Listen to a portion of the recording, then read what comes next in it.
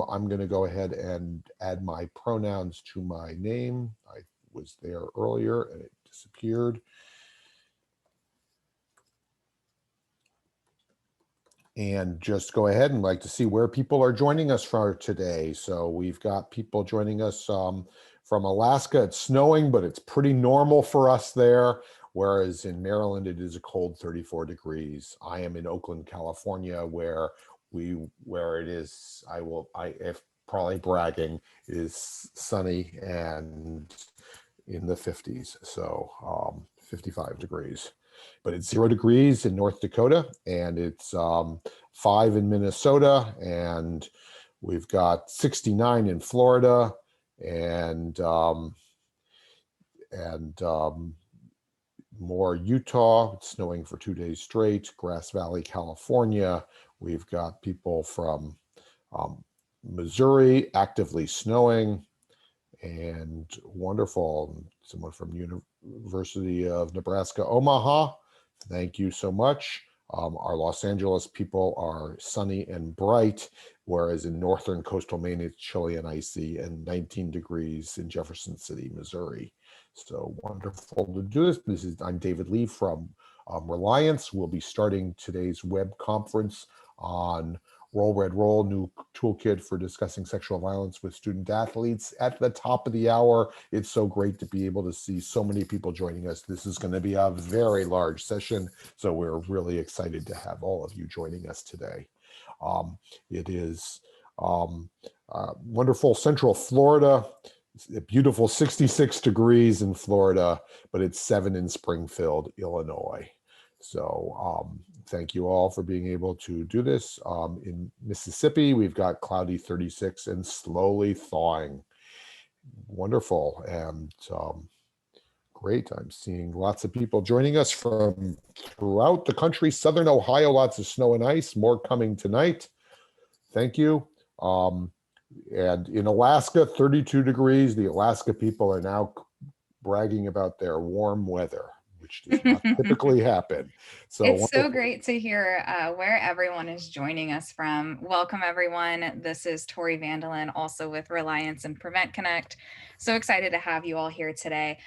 David, I'm wondering, since we're about 3 minutes out from getting started, can we do a quick sound check with all of our presenters? Okay, great. Why don't you go ahead and do the roll call? Great, awesome. So Ashley Klein Jimenez, are you able to unmute yourself and say hi? I do see your mute icon on Zoom, so you might have to do that too. I'm here. Wonderful, welcome, excited to have you. And Nancy, can you unmute yourself and say hi? Hi everyone, can you hear me? Yes, we can. So excited to have you with us today. And how about Alice? Alice, can you unmute yourself? Everyone. Hi. Great. We can hear you. Eliza? Hello, everybody. Hello. Welcome. What about Joe?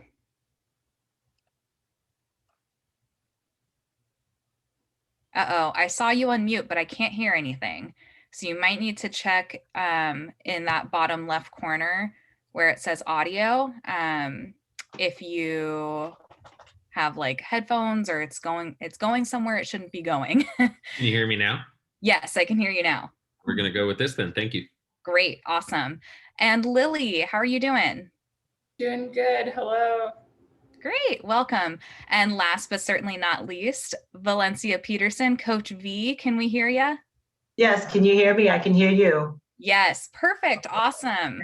Well, David, we got another minute until we get started. Do you want to have folks keep introducing themselves in the chat? Yeah, please go ahead. And this is David Lee from RALIANCE. We're starting in a minute. Just go ahead and write it, if you haven't yet, where you are from and give us the weather. Just we'd like to see that. We've got a lot of Mississippi in the house. I see Missouri, San Diego State. I bet the weather is a little warmer there. Weather is great there, but University of Idaho is snowy and it is cold in Champaign, Illinois, cold but not bad in Fingers Lake, New York, snowy in Salt Lake City, and people are writing in quickly. Was that a Scotland I saw that we had? So I think I saw Scotland, Albany, New York, great Arkansas, wonderful Mount Clemens, Michigan, wonderful to be able to Puerto Rico, 81 degrees, you win. Oh, Scotland is the last name, Denise said. So I was, yes, so I thought we were getting Scotland in the house, which would probably be nighttime.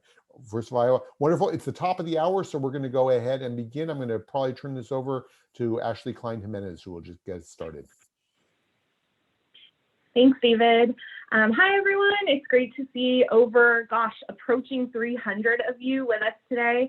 My name is Ashley Klein Jimenez. I am the Director of Prevention for CalCASA, and I am with Prevent Connect. My pronouns are she, her, and hers, and I'm joined by my colleagues that you've already met, Tori Vandelin and David Lee. Tori and David, thanks for being here today. How are you both? We're looking at each other to make sure we don't talk at the same time. I'm doing great, and wonderful to have so many people joining us from around the country. Keep on writing down where you're from. That's really great. So we can get a sense of range. We're going to be asking questions later. Okay, Tori, how are you doing today? Excellent. I'm doing great. Thankful for warm weather and thankful to have so many people joining us here today. Really excited to dive into this conversation. Great. Thank you both so much. I'm actually going to turn this over to you all in just a few minutes, but I did just want to welcome you all. Thank you for joining us today for this Reliance and Prevent Connect web conference. There are slides available, and we will go ahead and put the link where you can download those in the chat. Tori, I'm not sure if you're advancing the slide for me, but I don't see anything on my screen. Okay.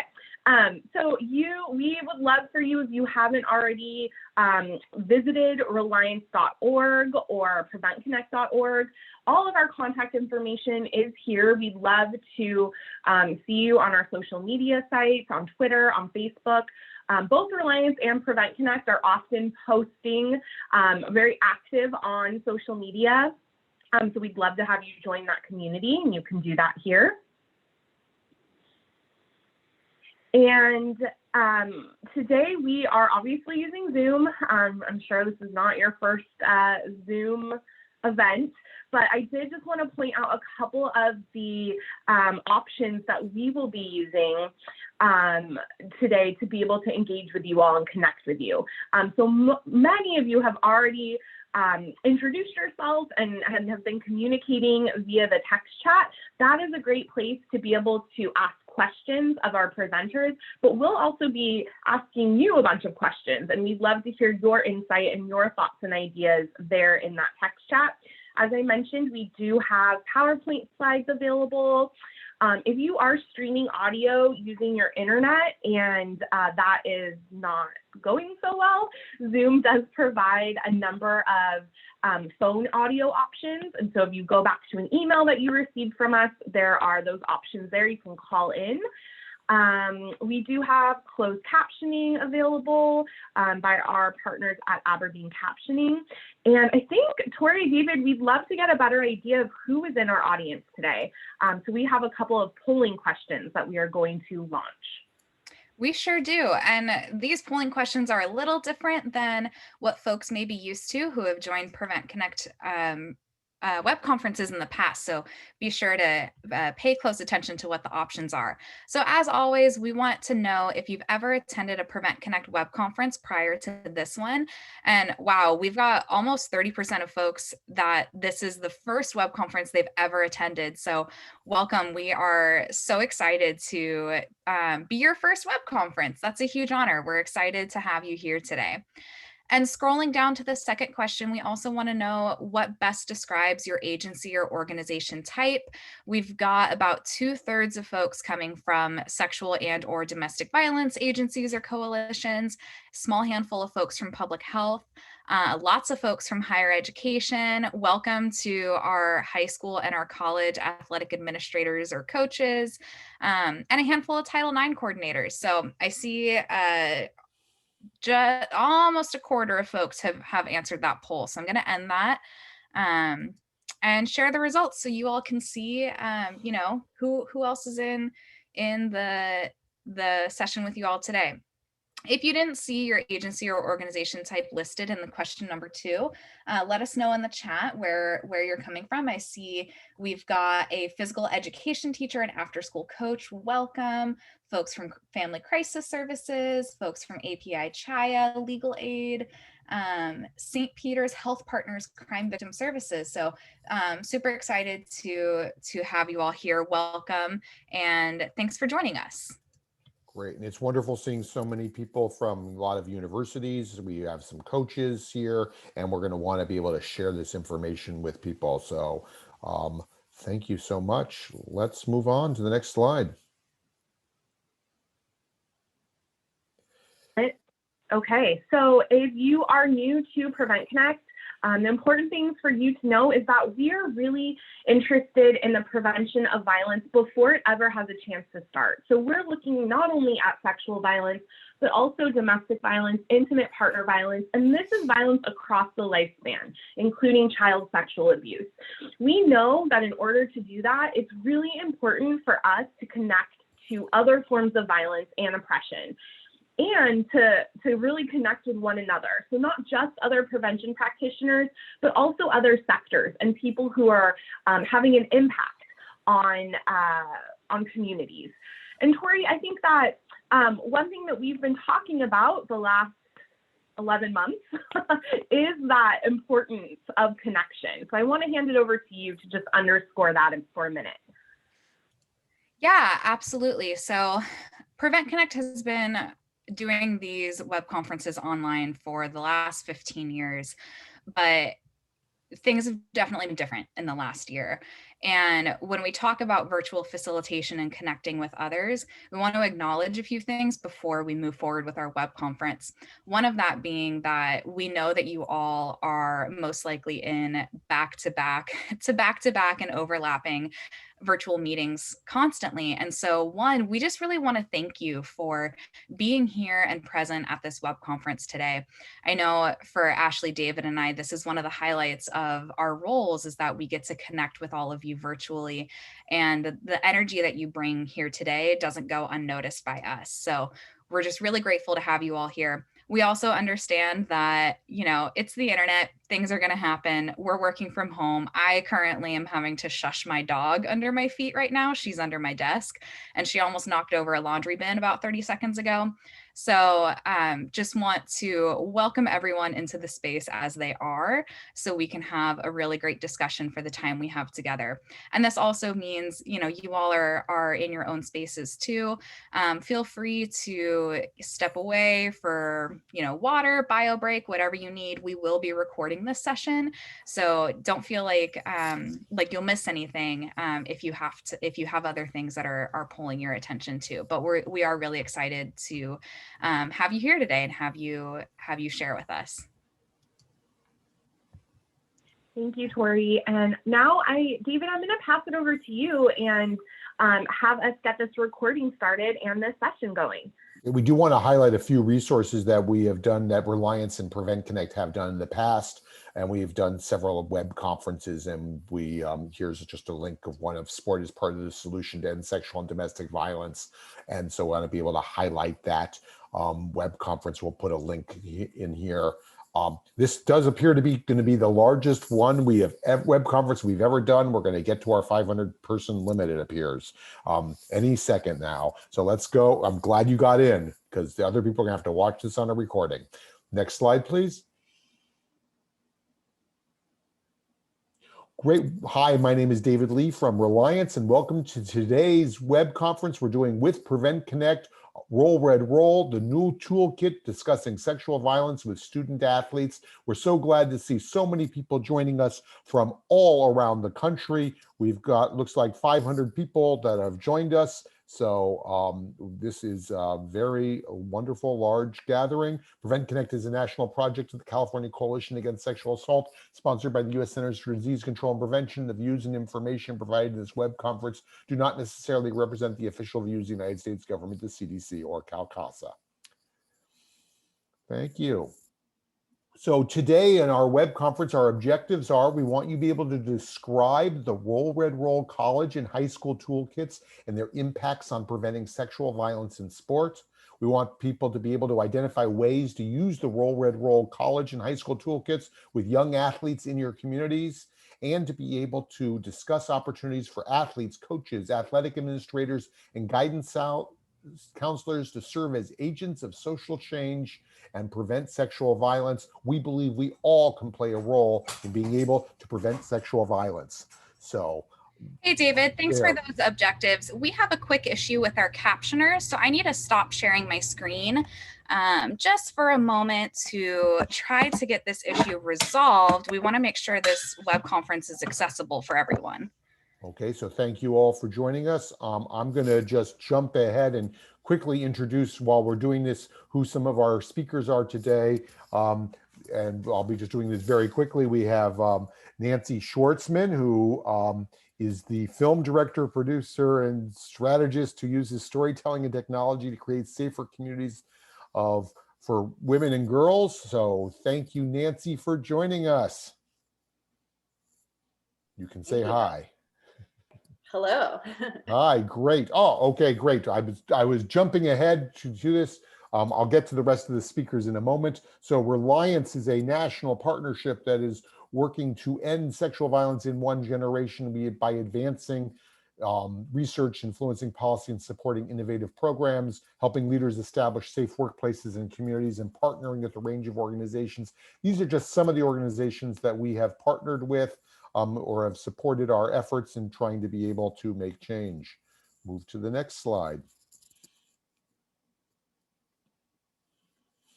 And oh, great, and this captioning is working. So you please visit our website, Reliance Sport Plus Prevention Center. You'll get a lot of great resources that we have available. We've done research on the issue of looking at the role that sport can play to be part of the solution. We believe that it is important that sport play a role in being able to and can play a role in preventing sexual violence. Next slide. We've put out many reports that have information. Our first report on the far left is our general overview. We have also done 2 reports on looking at recommendations around evaluation and research, the Sport Plus Sexual Violence Prevention and Power of Support. And today we just released a next report, which is athletic trainers as leaders in sexual violence prevention. We believe that athletic trainers play an important role. And so we just released this report today, and you can get a copy of all of the reports. The link is already moving forward. Someone is still seeing the objective slide. We are sorry, we seem to be, but we are moving on to the next slide. So we do on this website list the resources that are available. We've cataloged over 100 resources available for sport to be doing sexual and domestic violence prevention work. And so if you go look at this, you can click on it and find a database. The next slide will actually just show a sample of results that we have, which includes the Roll Red Roll toolkits. And so there's just a wide range of resources that people can do throughout sport to be able to prevent sexual violence. So thank you all so much for being able to do that. Great, thank you. Next slide. Wonderful. So in addition, with Prevent Connect, we have done several other web conferences that are related to topics that are around this. So for example, we will be talking about the use of the documentary film Roll Red Roll today. We have another web conference that we have a recording available of called Storytelling for Norms Change and Community Engagement to Prevent Sexual and Intimate Partner Violence, which talks about how to be able to use storytelling in films like documentary films to create social change, so we can be able to have them available. And we do have the slides available, and those slides will get posted in the text chat. Next slide, please. Hey, David. It seems that folks are having some technology issues. We've got a handful of folks who are stuck on the slides. I just want to assure folks, one, we have reached meeting capacity, so we may be experiencing a bit of a lag. To Ashley Klein Jimenez, thank you so much for continuing to post the link in the chat. I do want to have a quick accessibility check. I know I was still receiving messages that people could not see the captioning stream. Are folks able to see the captioning stream? If you can, please let me know yes or no in the chat. And it looks like folks who have also experienced a bit of a Zoom overload are recommending that we ask our presenters to please turn your cameras off. This might help with the overload that we're experiencing. So if you can, please turn your cameras off just so folks can join. And I'm seeing a yes and a no on captioning. Yeah. So for captioning, you will need to click on the closed captioning button and then say show subtitles to be able to access them. Captioning is working perfectly for me, but that's just me. One of the things we've learned is that technology does not work uniformly for everyone. So we're going to keep on moving forward. It's great to see so many people here. Can we move to the next slide, please? So that during a pandemic, I'm from Oakland, California, so this is a picture of Oakland baseball, of our different cutouts of people being able to attend, having pictures of people attending games. But during the pandemic, reaching our communities and reaching athletes has taken creativity and taken new energy and finding ways to be able to move forward. This is actually a time that our teams and our athletics is more important than ever to keep connection for people. And so even if teams are not able to meet in person, meeting virtually has really been an important way of keeping communities together and having people advance. What we're going to be doing today is giving an example of using this film, which is something that can be done virtually, to be able to help engage and connect with athletes, to be able to make change and to prevent sexual violence. So we think this is a really great opportunity. So now I'm going to get a chance to quickly introduce our guests. We have Nancy Schwartzman, who already said hello. We also are joined by Coach V, who is the executive director over at Open Door Abuse Prevention. How are you doing, Coach V? I'm well, and I'm excited to see you all. I hope all of you glean very well from this today. Great. And we also are joined by Joe Similian, and who's the co-founder of MenChallenging. How are you doing, Joe? Doing okay. Finally warming up here in New York City. Excited to be here. Great. We also are joined by many members of our involved with the Roll Red Roll team. We have Eliza Licht, who is the impact producer. Hi, Eliza. Hello, everyone. We also have Alice Quinlan, who's the impact consultant with Roll Red Roll. Hi, Alice. Hey, everybody. Thrilled to be here. Great. And we have Lily Donnell, who is the impact coordinator for Roll Red Roll and has done a lot of work in help getting, as is everyone else, in getting today's web conference ready. Hi, good to see everyone.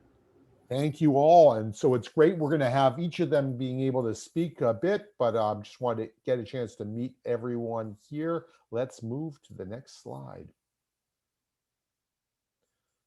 So we're going to start with a polling question. So Tori's going to put out a polling question. This Roll Red Roll is a documentary film, and it was on featured in many places. I want to know how many people are familiar with it. So we have a polling.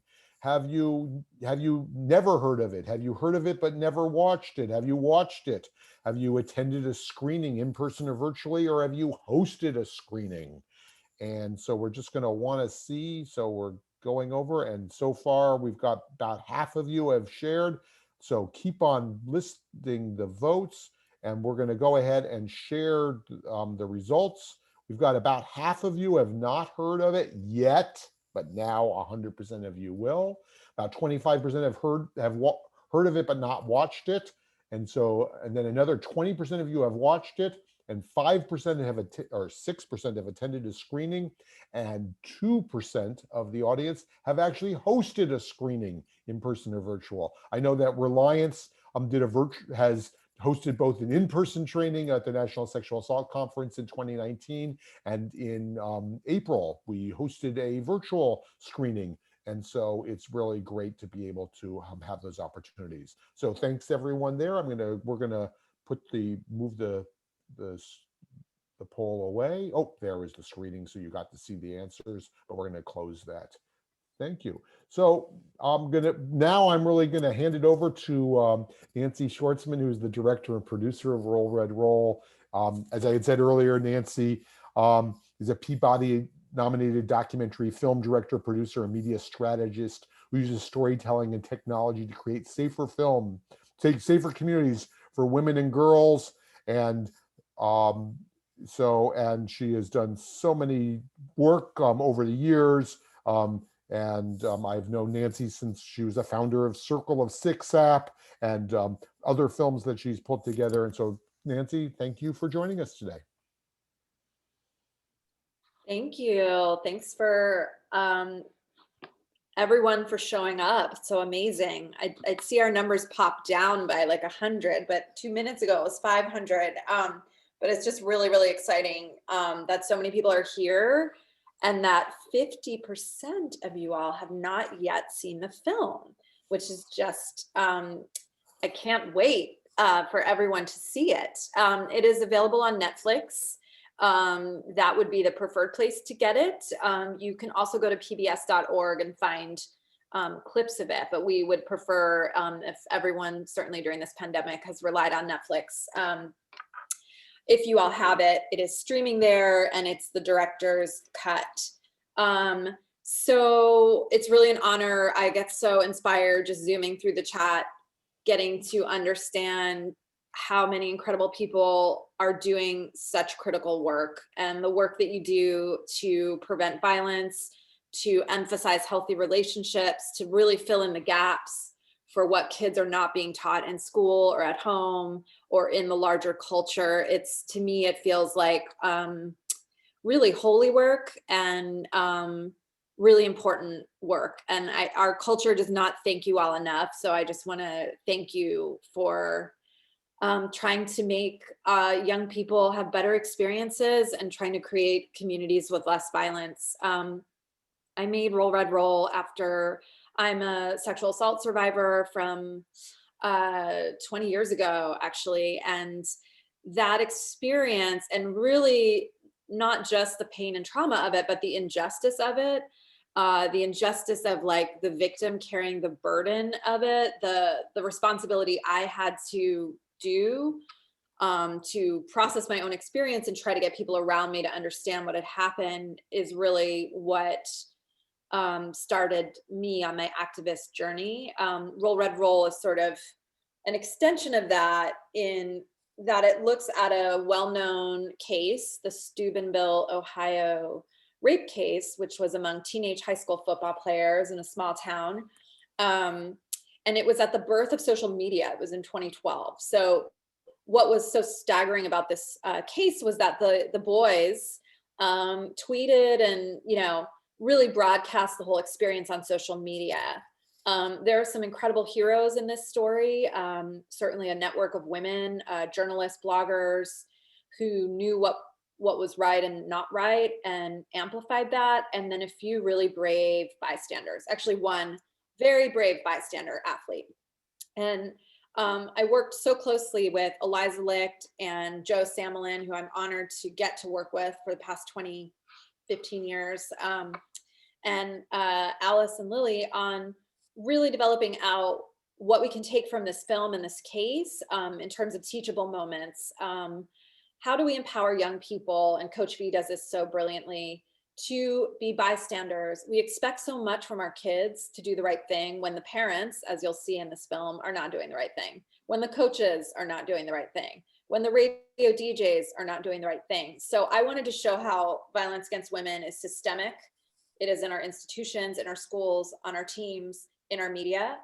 And we can't ask our young people to like have the solution when we don't teach them what the solution is and when they are steeped in this toxicity.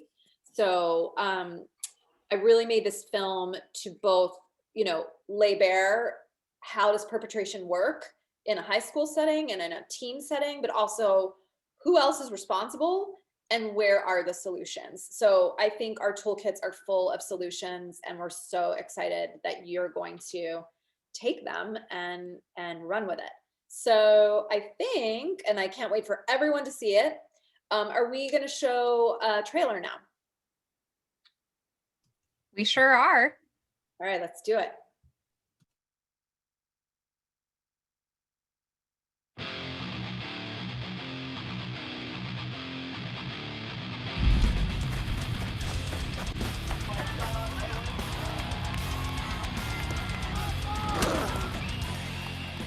There's pressure to get these kids guilty.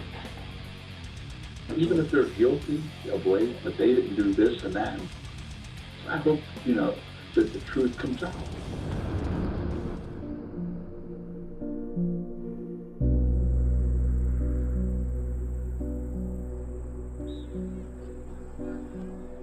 When I first read the story, there wasn't a lot of substance to the article. 2 high school football players had been charged, just a couple of paragraphs about these 2 boys, and that was it. I thought, this is nuts because that town is so entrenched in their football team. This is big news. So that's when I started snooping around.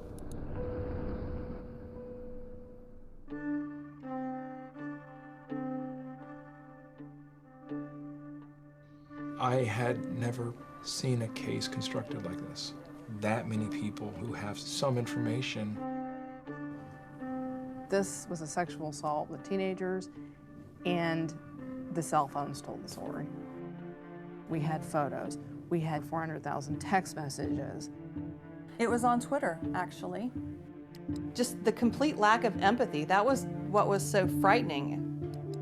I mean, it was all out there.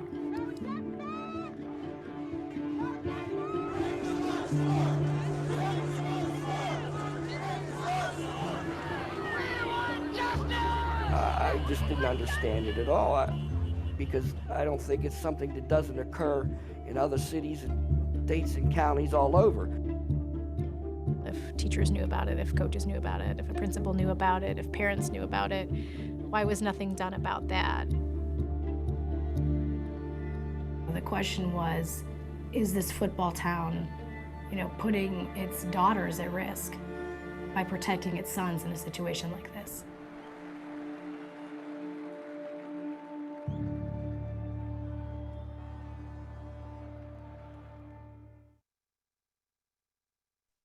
I just want to say a quick word. What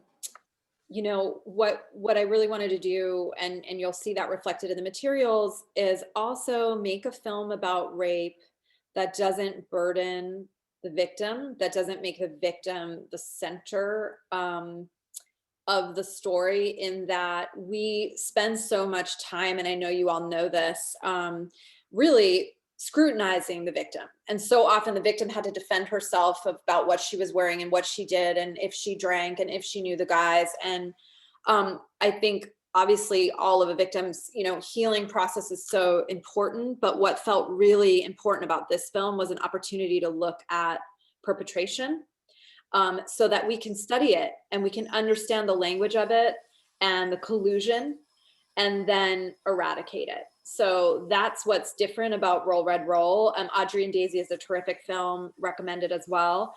What's different here is the frame is really around the behavior that allows for this to happen. And if we scrutinize that, we can root it out of the locker room. We can root it out of the boardroom, the former White House, et cetera, et cetera. So thank you. Great. Well, thank you, Nancy, so much. Let's go to the audience now. So we're going to advance the slide. So we really believe that this is this is a powerful tool to prevent sexual violence and to be able to make that change. And as Nancy said, to root it out of the locker room, to root it out of the boardroom, to root it out of our communities. So we want to know, what conversations around sport and preventing sexual violence have you been part of in your communities? We'd love to hear from you. I know I'm looking through the participant list. I see several of you who've been involved in doing work with sport and preventing sexual violence. So I'd love to hear in the chat. Go ahead and write down, what have you been doing? What conversations have you been part of or do you know about? And so let's think about ways that we can do that. So I'd love to have people write into the chat I've seen, as I say, I have been looking through the participant list, so I know a few of you. And so great. So someone's been using 3 different colleges using the Mentors in Violence Prevention MVP program, intervention with student athletes, coaching boys into men. We're doing trainings with at universities, more coaching boys into men, which is an MVP. Those are 2 programs that have been using this. Athletes as Leaders, which is a program working with girls around engaging them to be involved in prevention. More coaching boys into men and Athletes as Action. People have been working with, I see a lot of people writing down the different places they're doing it. I see a virtual Men Can Stop Rape 3-day training out of Washington, D.C. And so there's peer leaders in their school program, U.S. Center for Safe Sport, and people are writing so quickly. It is hard to be able to catch all of these, but I'm seeing, Nancy, that we have a lot of people here who've been very involved in these efforts to be doing that, and they're really involved in that conversation. And I think this is just going to be a great tool, shifting boundaries and bringing the bystander programming and working, which are other prevention programs. So great, thank you all for sharing that.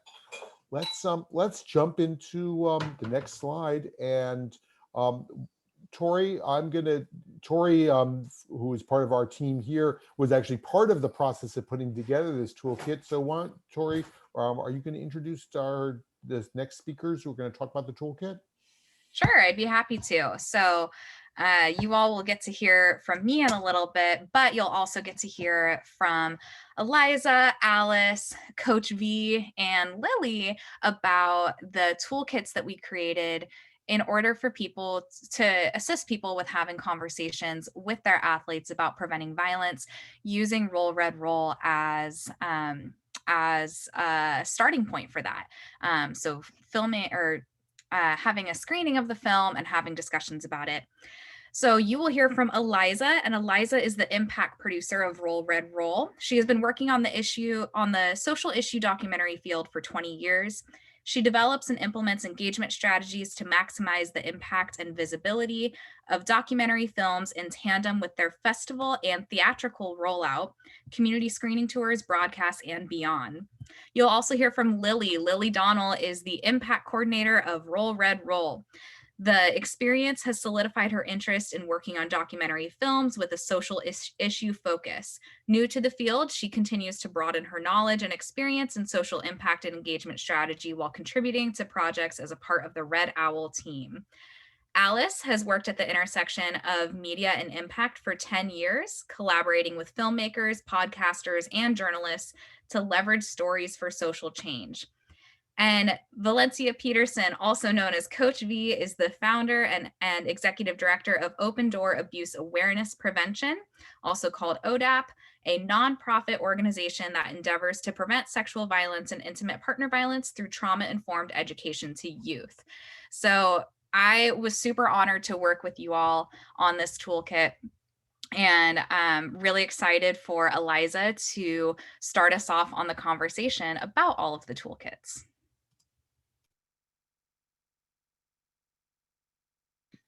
Thank you. Thrilled to be here. Thank you, Tori, and I'm also excited for all of the folks that are here joining us. And as Nancy is, very excited that a number of you have not seen it, and I'm excited for you to see it and use it. To take a step back, I came onto this project as the impact producer as my first project after leaving the film series POV, which is a series that's on PBS. And I was there for 17 years. And while I was there, I worked on over 250 films, looking all social issue based, looking at how to help people not only see the films, but to understand them and work with them on a deeper level. And usually that a lot of that work has to do with providing tools so that people are able to do that. And that typically comes in the form of discussion guides and lesson plans. And Nancy herself is an amazing strategist and impact producer. So actually, when I first saw the film, I was in my other capacity at POV, and I saw it on its opening night at the Tribeca Film Festival to an audience. And the film itself, you just saw the trailer, but for those of you who haven't seen it, it's just so powerful. And it's one of those films that after watching it, you're slightly changed. You understand the world in a slightly different way. And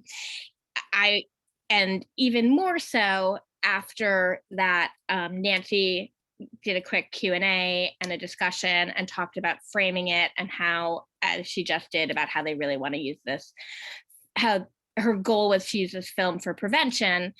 And that just engaged and energized the room. And I was like so thrilled for this to be able to be the first project that I could really work on. Many of the goals laid out here were already, that you guys have hopefully been reading, were already part of the campaign when I came on, but it was my goal to deepen the partnerships and to help think of ways to even further create tools so that they could be used in classrooms and community groups.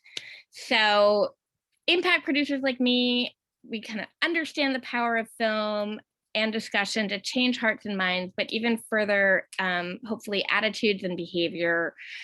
And we do this with the help of our partners. So I want to move on to the next slide. Thank you, Tori. And those are part of any good campaign, is working with people that understand the issue and are working on the day-to-day. And we were so lucky to have so many great partners that were there to help inform it, including, and I know some of you are here, and thank you, and you've been here along the way. It's on us. It's I Have the Right To, End Rape on Campus, Vital Voices. And we gathered all at Promundo, we gathered all of our partners to help us craft the campaign, and they've been with us to carry it through, to come on board and kind of ratify the goals that had already been set forth. And we were like, definitely, there were some surprises along the way, but pretty much we were told that we were right on target, which was gratifying. And then of course, like, our core partners, some of our core partners are the folks that we are co-presenting with today. The folks at Prevent Connect, RALIANCE, CalCASA, ODAP, and Joe Samelin from MenChallenging. And I would say that through the brain trust of partners, they helped us shape the goals, and they reviewed our guides along the way, our lesson plans, help us spread the word about hosting screenings, and helped us create these audience surveys so that we could measure how the film and these discussions were changing people's hearts and minds. So next slide, Tori. Thrilled that there was an overwhelming response to the film and the events. And I mean, you can see there were 200 screenings, the number of partners, but kind of the numbers that really jump out to me on this slide, apologies. The numbers that really jump out to me on this slide are those audience survey numbers. The 67% of those surveyed that say they see themselves educating their peers about consent, and the 77% of attendees surveyed who are inspired to talk to their friends about bystander intervention. And it was those tools we went back to our partners, and it it was those stats that we kind of went back to our partners and we said, gosh, how can, we were so excited. And it was like, how can we create a tool to even more effectively reach the core audience of student athletes? We love the guide, which you'll hear more about, which from Joe Samelin, who wrote it, from MenChallenging. And we wanted to adapt that guide so that it could be used in schools at both the high school and college level. We spoke to the NCAA to find out how colleges were completing the sexual violence prevention mandatory training, with the hopes, so that we wanted to make a tool that would really be used and would be used. So the feedback that we received from them was that there would definitely be an opportunity for more use if we created tracks that could be completed in shorter amounts of time, ideally a 50 to 60 minute training. So if you want to move on to the next slide, Tori.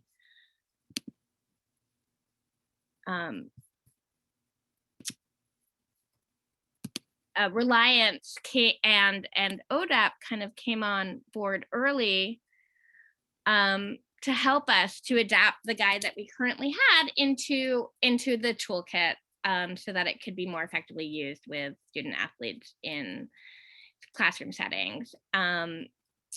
And here's the table of contents, and you'll see that there's a lot more than just the clips in the discussion. There are resources, and if you move to the next slide, you'll see the facilitation tips. And it really, if you see there, it really kind of walks folks through the steps with tips and tricks, so that people feel really comfortable working with it.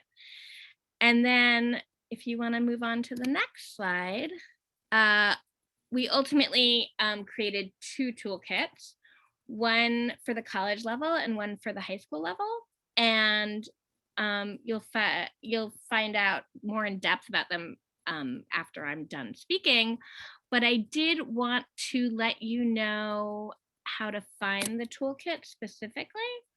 And you can access both of them through the Roll Red Roll site, which is rollredrollfilm.com. And on the next slide, there is the high school guide, which when you click on the high school guide, you will come to a form on our site, and it just asks for some information about you, and then we will send you a copy of the PDF and get you the clips that are associated with it. If you choose the college guide, which has many more clips and tracks and options, you'll be linked out to our educational distributor site here, and you'll be able to access it from there. So it's now my distinct pleasure to pass the mic on, the virtual mic on to Valencia Patterson, Coach V, to talk a little bit about the Dear Coach letter and the 4 R's. Thank you, Eliza. So the Dear Coach letter, first of all, hello, everybody. This can feel like a little bit impersonal with all of you out there, but hello, first of all. And I want to say thank you for all the work that you're doing, right? And to some of the people out there that are my partners and that I work with, shout out to you guys, Jess and Bernie. The coaching toolkit, the high school toolkit, let me just start off with the first thing I wrote in that, and that is a letter to the coaches. I'm a football coach. I teach I do high school football, and I, going into writing this toolkit, was very aware of coaches' time, right? And I also implement coaching boys into men. Shout out to Futures. I really understood going into this what it would take to get a coach to buy into something like this. And I also want to say that I believe heavily in the role that the coaches play when it comes to getting these things across to their players. So you're going to see the movie, 50% of you haven't seen it yet, but when you see this movie, take a look at the coach and how he is. And then understand that how important it is to have a coach buying into these principles that we're talking about here, which is prevention and sexual assault, right? So my starting off with just my letter to the coaches, thanking them, totally applauding them for the position they put themselves in to be mentors, father figures, and also encouraging them and giving them the tools that they need to be able to implement or show this film in a timely manner. Because as you will see when you watch this film is pretty lengthy. And coaches will always say, well, I don't have enough time for this. I have barely enough time to do with my players and the season's coming up and all that. Trust me, I know. But the coach's letter is just an introduction and a reassurance that we would make the most of their time, if you will. So that's the first thing that I did in putting together this toolkit is make sure that we honor and give due diligence to the people that we want to be able to put in their hands to put to our kids. So that's the first and foremost thing I wanted to say about the toolkit. And I'm not sure if I should go deeply into this right now. I'll gladly do it, but is that where you want, is that where we're heading with this? Somebody tell me. I think, Tori? yeah, I think for the sake of time, Coach V, Okay. this letter is fantastic. And I think it does call a lot on how coaches can really set the tone from the top for their students. And with what Eliza talked about with the before screening tips, we really encourage folks, if they need assistance or they want an advocate or a preventionist in the room, please like find your local rape crisis center through the RALIANCE search engine, where we have all the rape crisis centers listed out. Look for your local Title IX coordinator if you're on a campus, preventionists on your campus. But there's also a lot that coaches can do on their own too. And Coach V, I think you wanted to talk about your 4 R's that anyone can use, but especially in light of screening this film with athletes. How do these 4 R's help people have these conversations and really build a culture that prioritizes preventing sexual violence? Now, my 4 R's, I'm trying to think, what do I say about my 4 hours? What about my 4 R's? I would say that, I think it's important to say that we need to make sure, first and foremost, right, this is a heavy film, right? So we want to make sure that we pad this to the point where we give the kids that we're going to show this to room to digest it, first and foremost, right? And then I think we want to make sure that, as we're working with our young people, giving them the benefit of the doubt that they are going to receive this in a way that they want to do something about it, right? Not assuming that just the kids that are, ready to do these kinds of things. Let's assume the best about them. So when it comes to the four R's, exactly what is that again? I can't even remember. It's been so long. What are you referring to specifically, Tori? So I'm not going off. Yeah, we're talking about the 4 R's of being trauma informed: realize, recognize, respond, and resist re-traumatization. That's right. That's right. Okay, I'm sorry about that, guys. But yeah, first of all, realize that this is a traumatic thing that occurred to her, right? And then we're going to recognize that, every person that's going to look at this is going to deal with it differently. They're going to deal with it totally differently. Like when I was showing this film to my players, I had players in there that had passed pictures around of girls who had all of a sudden, due to the film, come to a realization of what they had done and the weight of it, right? But you would think, wouldn't they know that was wrong before? But you'd be surprised the kind of things that go on. If it's normal in a setting, you'd be surprised the way they just accept it as the normal thing to do. But it was good to be able to recognize that they had done something wrong, and then dealing with them and then responding to them in a way of not condemning, but making sure that they understand what their actions cause, the consequences of it. So I think we'll get more into that as we go on, as far as, using this film, being aware of the effect that it's going to have on those you're showing, and just being able to respond rightly to it. So, leave yourself open as you watch this film, and protect yourself. Self-care, by the way, for the 50% of you that's going to watch this film today. Absolutely. Thank you, Coach V. And I just really appreciate you going through all of that, because I think um, just those four items that you have are so key to having these conversations, no matter your setting, but especially for folks who maybe aren't used to having these conversations. What are some important things for them to keep in mind as they talk about sexual violence with their athletes? And you've got Tanisha in the chat saying, I appreciate Coach V mentioning self-care. Working in this field, it's super important. It is. I want to say something else real quick. I'm a little bit conventional with these things. The person that said she's going to watch it with her daughters today, I think that's really good. But remember, I mean, as you're doing it, it's going to be a good, encouraging thing for them, but it's also going to be something that they're going to process a little differently from you. I just want to say that. So be prepared for that. They're going to process it a little different. Absolutely. Yeah. I remember the feelings that I had the first time I watched it too. And self-care is super important.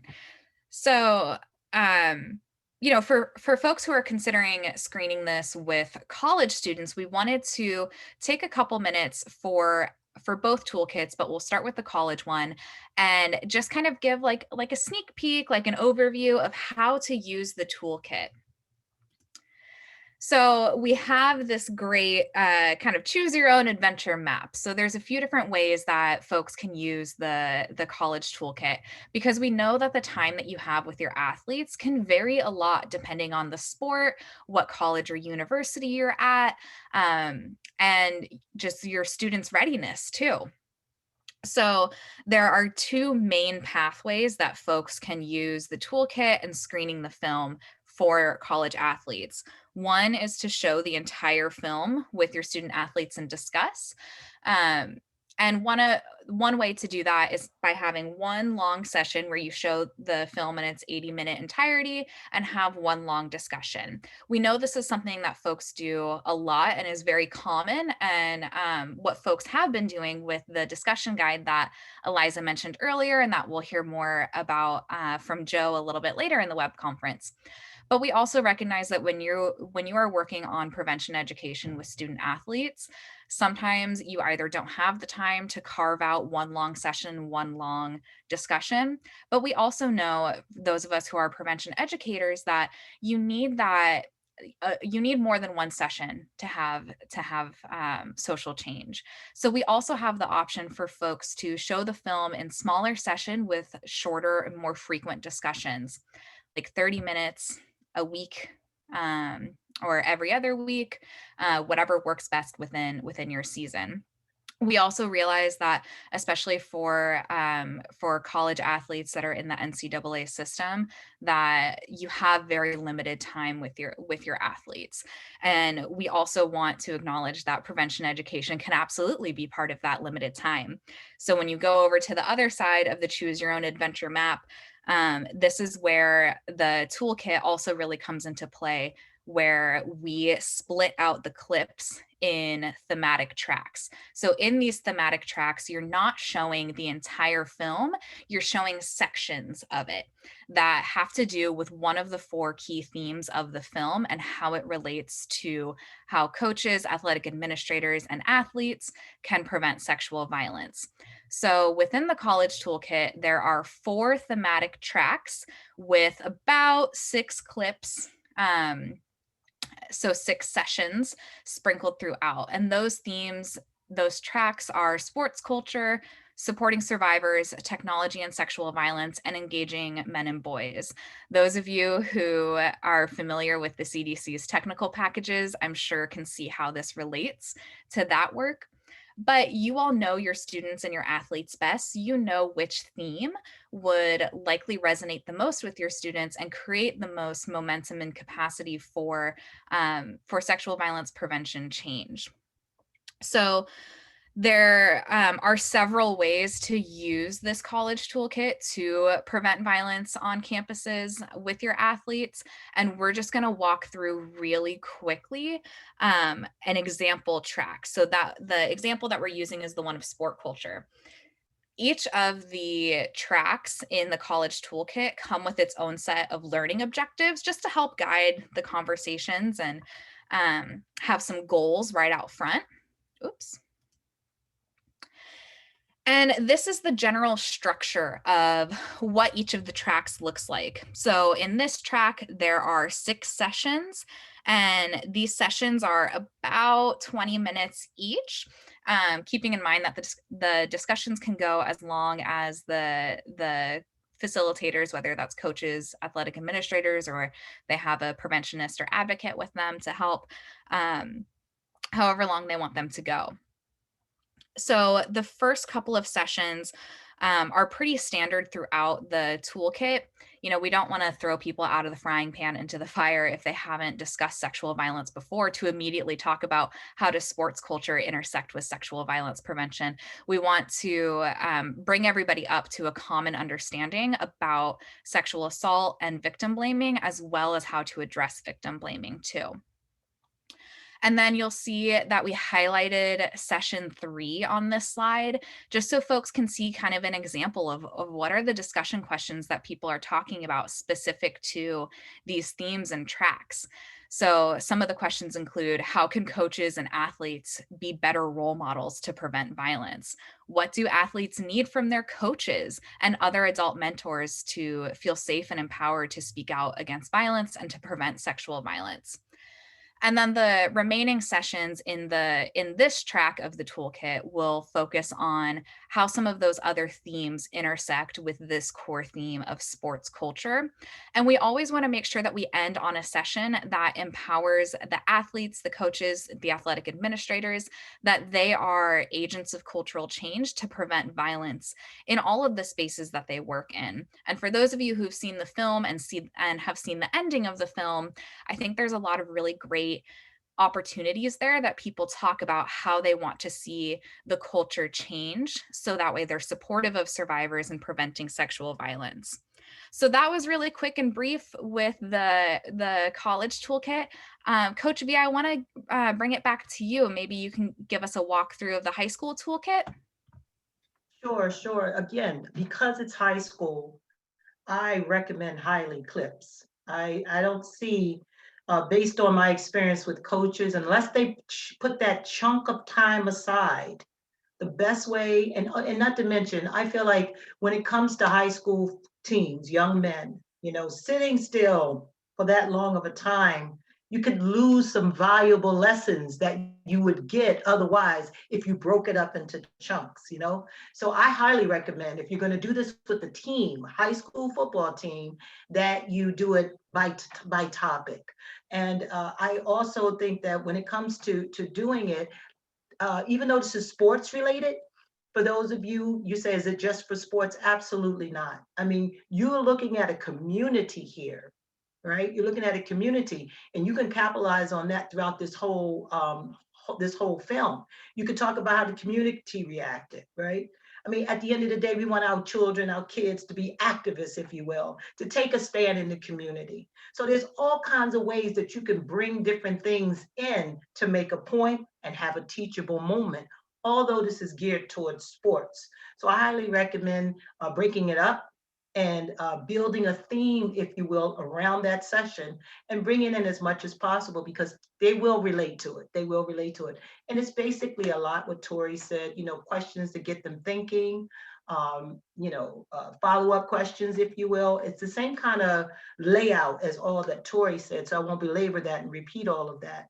But I especially just really feel like, and I've seen this because I've shown this a few times to a number of high school football teams. And I've seen the reaction that they have to this. And I've based on that, I wrote the toolkit, knowing what would keep their attention, right? Picking out certain things that I knew that they would be able to relate with. So when you're showing it, you're gonna have so many teachable moments there with that film.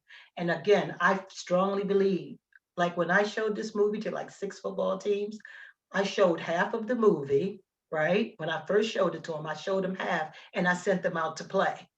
I know that sounds crazy, right? But they needed time to decompress. They needed time to hear what they heard. Then I brought them back in to see the other half.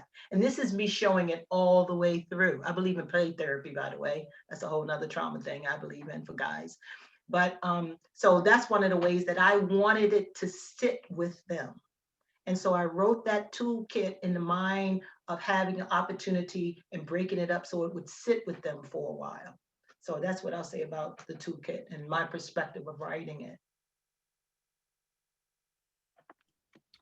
Thanks, Coach V. And we'll hear a little bit more about your perspective towards the end too, because you have done this so much with your teams and have had some really great conversations and impact come out of that too. So just wanted to call folks' attention to the several themes that are represented in the high school toolkit. And there's also a really great conversation going on in the chat about how, Coach V, like you said, folks can connect this beyond their communities too. Sexual violence is not unique to a sports environment. So it's definitely something that people can talk about beyond sports and into communities as well, while also honoring the experiences of survivors of various identities in the room, not in the room, or just broadly in our communities too. So thank you everyone in the chat for bringing out your wisdom as we're walking through this toolkit too. So the toolkit ends with a call to action talking about the many ways that someone can challenge sexual assault and rape, and talks about these very specific strategies that, again, I'm sure are not unfamiliar to folks. Eliza, do you want to chime in really quick and talk about some other opportunities for engagement? Yeah, absolutely.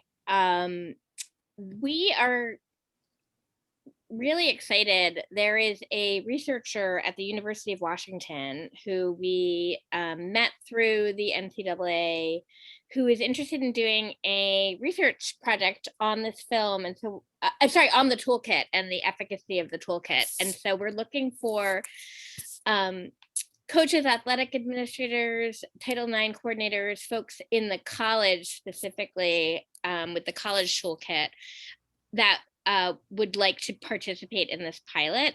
And I'm happy to tell you more about it. Hop on a call with any of you. If you're interested, email. There's two emails there. One is our film production at gmail.com. The other is info@rollergirlfilm.com, or I'm also Eliza at rollergirlfilm.com. And we'd love, Joe is going to talk more about it, but essentially we would provide you with a copy of the college toolkit and ask that the surveys be taken before and after, and then you'd be part of the pilot study. So reach out if you're interested. Great. Thanks, Eliza. That's a great option for folks who feel like they may want a little more support as they embark on this brand new toolkit. And we are so excited to follow up with more information about how that study goes. So really excited. David, do you want to ask the next text chat question of our audience? And then we'll quickly move on to letting Joe and Coach V talk about their experiences with screening this film and having discussions with their athletes. Okay, great. And I see so much experience that people have in our audience here. So let's go ahead and I'd like to know, what creative ideas do you have for fitting these toolkits into the connections and the prevention programs you're doing? So just want to get an idea. What ideas do you have on how you can use this toolkit and have this fit into the sport programs or the programs that you're trying to reach? So I'd love to get some ideas from each of you to think about how you can be able to doing this. I've already seen several people talking about it.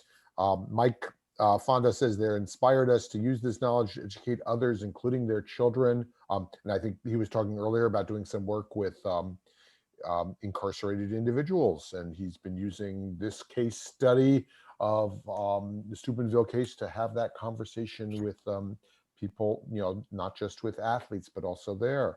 So seeing if there are ways to adapt it to a community with low readiness. And so I think that there's actually an interesting opportunity that, because it's a film, it creates an anchor that allows a way to be able to talk about something that's not about what they're doing, but to be able to help do that. And so that's an anchor to move forward. Works with schools to provide education during health classes, but great to work with them to provide training to student athletes as well. April is Sexual Assault Awareness Month, and Taylor Ellsworth, they have a movie passport event using this for Sexual Assault Awareness Month, which is in April. Use this with college students, with being able to do that. Partnering with local sports teams to have community screening as a fundraiser for a local survivor support organization. Using this with our teen peer educator interns so they can create a teen-led campaign for Sexual Assault Awareness Month every month. Looking for ways to ensure content is culturally relevant for racially marginalized populations. I'm a high school coach and a prevention educator. My wheels are churning and I'm very excited about getting things going in my community. That's great to hear. Working with athletes for consent education at the college to promote awareness. So often you'll find that there's athletes that are really interested and might be really great that having them being part of the hosting of the event. Training for school administrators and sports principals, school board members, athletic administrators. I think that this is an important piece. And so these are just some of the ideas. So thank you all. Let's move on to Joe. Joe Similian, who's with MenChallenging, and back to Coach V. We want to have you talk a little bit more about some of the ways that this is being incorporated. So I think we're handing it off to Joe next. Awesome. Thanks, everybody. And I'm just going to hope/assume y'all can hear me. It's weird to think of how many awesome people are out there that I can't see, but I'm going to trust that this is real and you're all out there. I want to say a quick thank you to Dave and everybody at Reliance, Tori, and everyone for putting this together today. And especially Nancy and the Roll Red Roll team for bringing me on board. When Nancy first reached out to me about this film, and I've known Nancy, as she mentioned, for a minute now, I was right on board. When I first saw the film, as someone who, like I think a lot of people here, has spent decades now speaking with high school students, college students, and a whole range of communities, and especially my field of expertise, which is men's engagement. So helping communities get men and boys involved and talking about gender roles and how that relates to gender-based violence and inequity, et cetera. I hadn't seen a resource like this, and I know I'm biased because I'm on the Roll Red Roll team at the moment and working with it, but it really is true. There's a lot of stuff, conversations that many of us have led and had and struggled with around masculinity and what it means to be a real man, about sports culture, about gender violence in general. The film really hits it so powerfully, and in a way that I kind of always wanted but didn't know I wanted, as an educator, as a trainer, as a facilitator, and just as a dude who cares about this stuff. So really appreciate, Nancy, you for the time and energy you put in making it and then sharing it the way that you have. All that said, I wanted to just take a second, and from that kind of perspective of someone who has these conversations and does prevention work or other ways of addressing gender violence, this is just 5 of the many, many kind of key concrete goals that through hosting and facilitating community screenings, campus screenings, and a bunch of other ways I've worked with the team behind Roll Red Roll and the film itself in different communities. These are some of the ways that I think concretely you all as advocates, educators, human beings, et cetera, community members these are just 5 of the ways that you can, that the film can be a good resource and that you can get the most out of using it in whatever way or context you use it. One, it can be a really good way to gauge where a room or a community or a sports team or a group or whoever is at, right? So one of the first campus-based screenings we held of it, kind of get feedback from it, was University of Wisconsin, one of the campuses in Wisconsin. And we were lucky enough to hook up with their football team at their football team orientation before the semester began. They go through a 2-day process of just orientation for all the players, the team members, new and old. And part of it is kind of like character building stuff. And they agreed to invite us, me, to come facilitate the film screening, the full film, and a discussion afterwards. And it was really great. I pushed to have, since I know some of the folks in the area who do this work, both on campus and off campus locally with nonprofits around sexual violence prevention.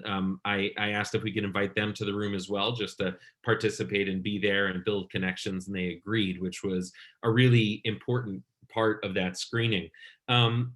But what we learned from it was really powerful too. And one of the things about this film as a resource, and the toolkit backs it up with a lot of how it's written and how we put it together, is that one of the key things in engaging men and doing this work in general is meeting people where they're at, right? You got to meet men, you got to meet people where they're at. Some people are ready for advanced, nuanced discussions on how to be as inclusive as possible in terms of race and orientation and gender. And some people are like still at the very beginning victim blaming stage of addressing rape and sexual violence. And sometimes they're the same person. We got to own that too. We're all as part of this learning process, right? So all that to say, with University of Wisconsin, one of the questions we ask, it's in the toolkit, and this helped guide the creation of the toolkit, was, after watching the film, who do you think has responsibility for what happened? A young woman was sexually assaulted by more than one person. A lot of people knew about it before, during, and after it happening. A lot of stuff went on. You'll see it if you haven't seen the film yet. Who do we think is responsible, right? No right or wrong answer. Let's just throw it out there. And right off the bat, the first, it was about 110 football players in the room, along with all the staff, the admin from the team, the coaches, et cetera, and the local advocates and activists. And right off the bat, it was Jane Doe's parents. It was the survivors' parents were responsible, really mostly because this was a young woman who was out at a party drinking with older boys, and et cetera, et cetera. And me, being the activist and feminist I am, bit my tongue a bit to immediately jump on that and said, all right, interesting. Let me throw it out to the group. Anyone else? Agree, disagree? And immediately another hand shot up, and I was in my head, I was like, oh, thank God. And I called on that young guy, and he said, no, it's not the parents' fault. That's ridiculous.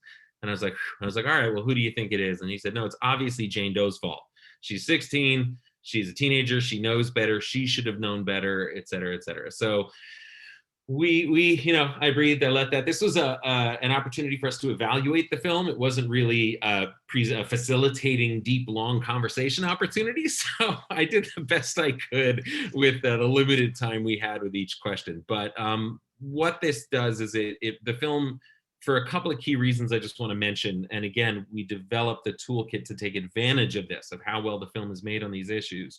The film is really good, and the toolkit is really good as both a standalone thing to watch and spark discussion, but also is exponentially more powerful as a resource with folks that know what they're doing and have a bit of experience. And the toolkit is designed for people with zero experience talking about these issues, and 100% experience. And no one has 100%. I know, we're all still learning. But it also highlights, because this is a true story, because this is real, and we are seeing in a documentary film what happened, it captures everything from the very, very subtle parts of rape culture to the very, very overt stuff like the sexual assault that happened, and the discussion about it, and the jokes that were made, and the videos that were taken, et cetera, and everything in between. So you can, with the toolkit and with the video, go really deep and subtle and nuanced, or very, very overt and intentional with any of the themes that are listed throughout the toolkit. And that could be really powerful and helpful, hopefully, as you all are trying to either do this in one shots for 15 minutes or work with coaches to integrate this into classes that the athletes take over a semester or two. I think that some of the other keys, creating space for supporting survivors. A lot of folks really react well to some of the survivor speak out scenes and the rallies that are in the film and shown around this case that took place in Steubenville. Not uncommon when talking about these issues in general, but I've had a lot of people reach out to me in the moment, pre-pandemic, when we were doing in-person screenings, as well as afterwards online, virtually, et cetera, people reaching out to disclose either they themselves experienced something similar, or that they know someone who did, and echoing Coach V about a warning about the intensity of the film and just a heads up, and taking care of yourselves before and during and after watching it. Also to make sure that any time or place you use this, and I know I'm preaching to the choir here, you know, to make sure that you've got resources ready and available for people who might make connections or realize things or finally be able to disclose something happening. I will say on another note too, the power of it being a true story, both the blogger in the film who plays a large role in the film and myself were contacted after a screening by the father of a young woman near to Steubenville where almost the exact same thing had happened to her. And he saw the film and his daughter had disclosed to him. And so he wanted to know what he could do and he got involved and we spoke for a while. So there's a lot of different connections and things that can come out of using the toolkit, being ready to have that kind of, whether it's an informal, quick conversation or a more thought out, deeper conversation with it as well. There's one scene in the film that sticks out to me and I've seen it 8 million times now and I see something new every time. But there's one scene, and it wasn't me that caught it. It was a colleague of mine, Ileana, who's an incredible activist and teacher, at Feminist Teacher. Go connect with her on all the platforms. But she caught it out. It was the police interview, a detective interviewing the football coach. And the football coach was making the case to the cop that, well, you know, maybe we should have different language for rape, and if it's not so serious, and if it's kind of serious. And at one point, he kind of leans in with this kind of old boy network kind of thing and puts his hand on the detective's knee and says, you know what I'm saying, right? And it was just such a powerful moment. It's tiny, it's subtle. I missed it the first 100 times I saw it, but Ileana called it out. And in that moment is so much about masculinity, is so much about rape culture, is so much about how most of us don't commit rape as men, but most of us stay silent about it or kind of collude with it, cover it up, whether we are aware of it, intend to or not. And I think that's where the power of the film and then using the toolkit to really catch those moments and use them can be such a powerful tool, even if it's just clips, although I'm sure Nancy would prefer everyone go out and get all their friends to see the whole film. And I recommend the same wholeheartedly. And on the action piece, I'm a huge proponent of taking action. My men's engagement work, I don't do anything without attaching some kind of small, medium, or large action to it. And there's a lot of ways you can connect to it, including some suggestions in the toolkits, but work it into, I mean, and I'm not even going to say anything about action because we already had like 50 suggestions here from you all, smarter than I can probably do about this. But it's a really powerful toolkit, and we're excited to be a part of it. And as a resource, the film and the toolkit can really fit into, I think, anything you all are doing, regardless, and I know this was in the chat, but regardless of whether you're working with athletes or not, youth or not, I mean, the film itself is powerful because it's hyper specific. It's a specific case in a specific town with specific people of specific races and religions and socioeconomic status, etc.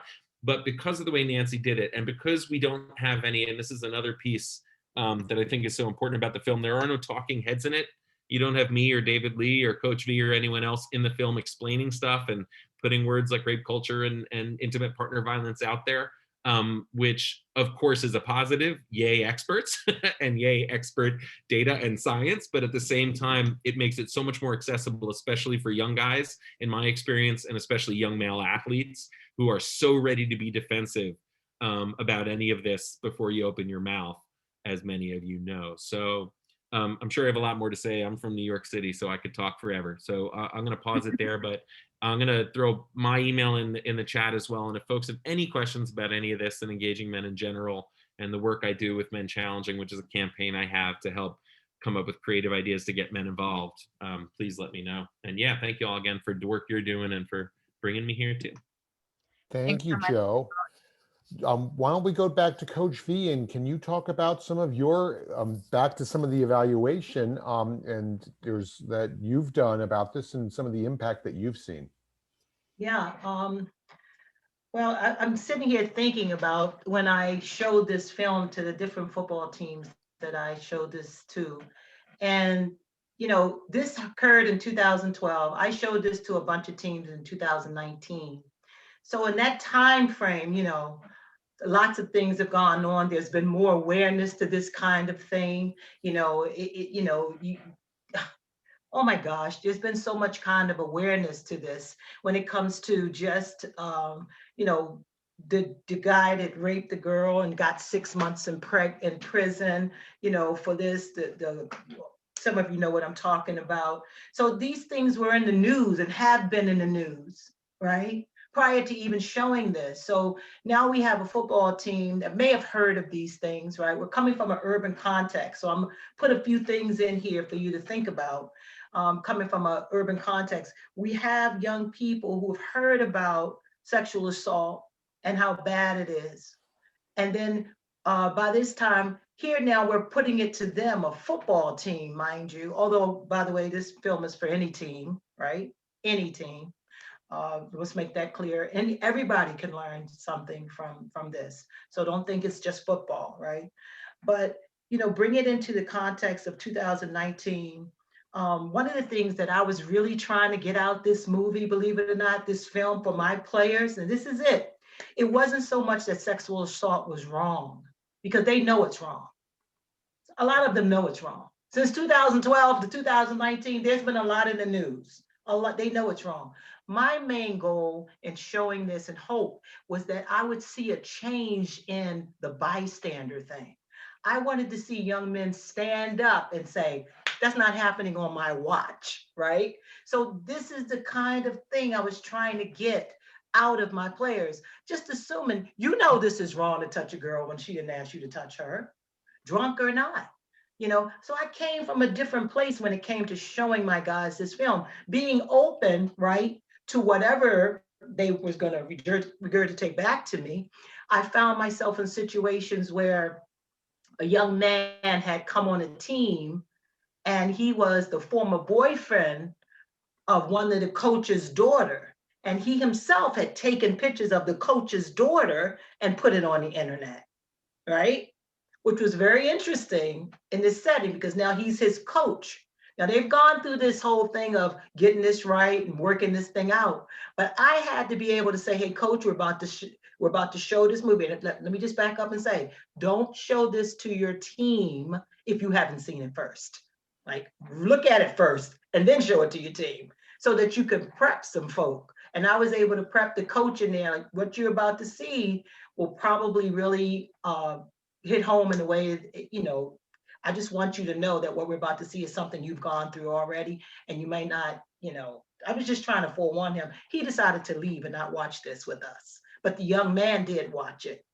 And so that was something to be aware of. So I took the approach of, we need to stop being silent, young men. We need to speak up and stand up and speak up and be heard and make sure that your fellow brother on your team is not the one allowed to get away with this kind of thing. Just think if somebody had spoke up, you know, as soon as that picture was shown on the internet, had jumped in there and go, oh, what's going on here? And so my goal was to make that happen. That was my hope, and that's what I was after. So in some of the showings of it, you know, I heard some things, and I realized too, that was one of the areas that needed to be addressed more so because of the people around them and their other peers. There was stuff that was out there that they did that they normalized, like things like that, sharing these photos. But when I was able to, through the film, show them the damaging effect of that, I was really glad to see the response. Now, I don't know where we are with the slides, but I definitely want to be able to show you some of the work that we did with our players. When I was with my players, I took the liberty of taking a survey, a before and after, pre and post survey. I asked some questions about, you know, seeing this film, or no, not so much seeing this film. I asked questions about around the area of, you know, showing nude pictures, or your friend doing something unseemly to a girl. How would you feel about it? Like, I broke these different things down in my questions to them. And I was very pleased with some of my responses. And now I just want to show this slide, the next slide here, 46. Can we go to that slide? Are we there? We're there. We've got all your results showing. Mm-hmm. Right. So, okay, I can't see because I'm looking at this screen and that. But the idea is, one of the questions that I wanted to get across here was, how likely are you to do something to try and stop what happens if a friend or another guy is showing other people's sexual messages or naked sexual pictures of a girl on the cell phone or on the internet? Now, when I first presented this to my players, this is the kind of response. Now, this was, they weren't likely, you know, they weren't doing too much to stop it. This was before they actually saw the film. And then after they saw the film, we saw a change in that response. Now it went up. Now the response has changed because they happened. I think that film made them see, you know, step back and like get the big picture, the cause and effect of what would happen and what did happen there. And then two, the power that they had to change that narrative, right?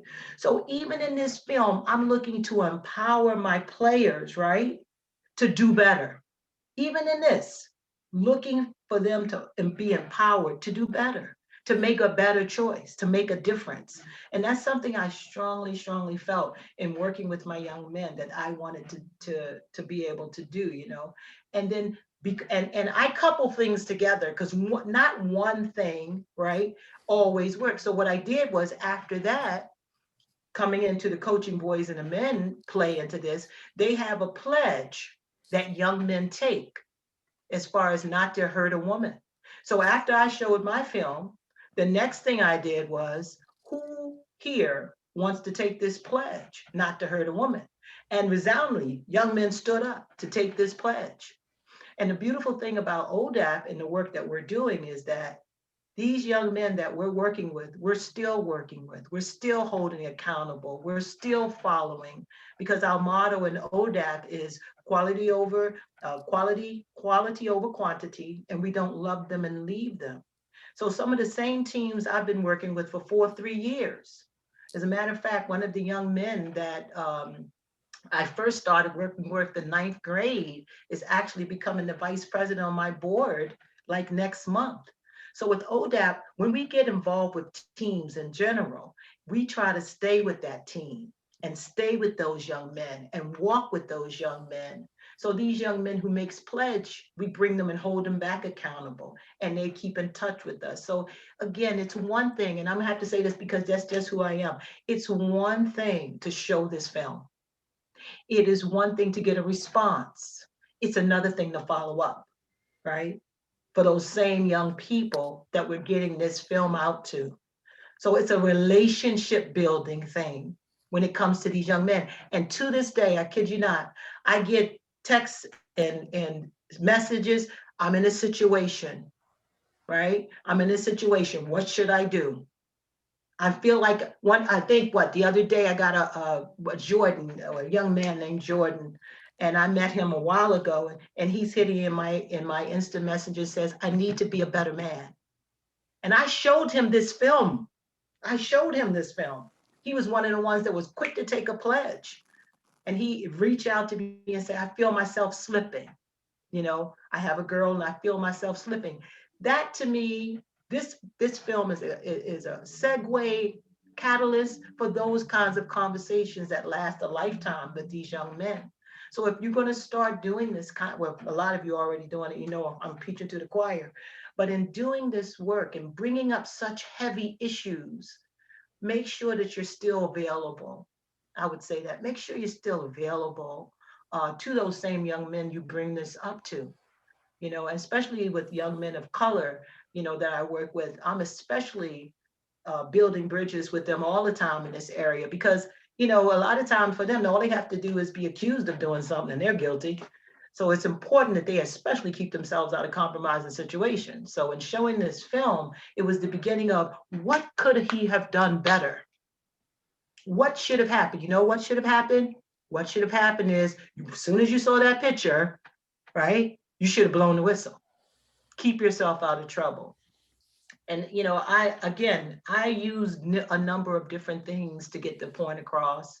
And I really feel, again, watching this in chunks is going to give them the chance to digest. Because if you know, right now we're in this media thing and everything, lots of voices all the time. And we just got to make everything be still, so that they can hear what we're saying. So the chunks and the little sections of this film is beautiful to be able to do. And I hope all that makes sense. Thank you so much. We're at our last minute, so we don't have enough. So we'd love for people just to write in. How are you planning to use Roll Red Roll toolkits to prevent sexual violence in your communities? We are running in our last minute, so we're going to move to the next slide. So I would love to have people write down what they're doing in the chat. What are they doing? I want to really, we don't have time for much Q&A, but I really want to thank Nancy Schwartzman, Coach V, Joseph Millian, Eliza Licht, and we also had, as you saw in the chat, Alice Quinlan and Lily Donnell for sharing and all the great work in developing this. Please keep in contact of what you're being able to do to make a difference. And then we'll go to the next slide here. There is the high school request form on the Roll Red Roll website, so you can get that there. Just fill out that form and get that at no cost. The college toolkit's available on the full film platform's website, so you can be able to get the college toolkit that's more this. And thank you so much for that. And there's so many great chats here going in, and want to thank you on behalf of Reliance and Prevent Connect, the team. You had Tori and Ashley for being able to do this. Follow us. Reliance has a whole bunch of work that we've been doing on the Roll for Sport to be able to prevent sexual violence. And thank all of you for the work that you are doing in your communities to make the world a safer place and a better place. Together we can end sexual violence. We know that prevention does work, and that this provides an important tool that's going to be part of building those relationships, as Coach V talked about, that we can do to make a difference. So thank you all for joining us. We look forward to seeing you in the future. Do join us for other events, and we will be talking to you then. So thank you all, and have a great day, everyone.